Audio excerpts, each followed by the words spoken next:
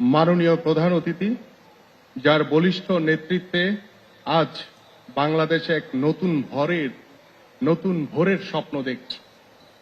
গণপ্রজাতন্ত্রী বাংলাদেশ সরকারের মাননীয় প্রধানমন্ত্রী জনাব তারেক রহমান এমপি এবং আমাদের মাঝে উপস্থিত মাননীয় মন্ত্রী, উপদেষ্টা মহোদয়গণ, সামরিক বেসামরিক বিভিন্ন পর্যায়ের উচ্চ পদস্থ কর্মকর্তাবৃন্দ, বরেণ্য সংগঠক বৃন্দ, দেশি বিদেশি সংবাদ মাধ্যমের প্রতিনিধিবৃন্দ, আমার প্রিয় উদীয়মান ক্রীড়াবিদগণ এবং উপস্থিত সুধীবৃন্দ, এবং আমাদের মাঝে এমন একজন মানুষ রয়েছেন যিনি অত্যন্ত, আমি যতটুকু জেনেছি শুনেছি, তিনি অত্যন্ত ক্রীড়াপ্রেমী একজন মানুষ, বিশিষ্ট চিকিৎসক, সমাজসেবী এবং আমাদের মাননীয় প্রধানমন্ত্রী জনাব তারেক রহমানের সহধর্মিণী ডাক্তার জুবাইদা রহমান।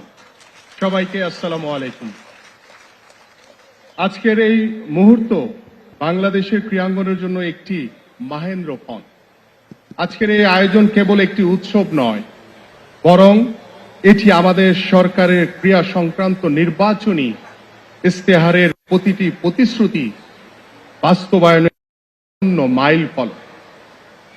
আমরা আজ এখানে যে দৃঢ় প্রত্যয় নিয়ে একত্রিত হয়েছি তা হল বাংলাদেশের ক্রীড়াঙ্গনকে বিশ্বে সুউচ্চ আসনে প্রতিষ্ঠিত করা।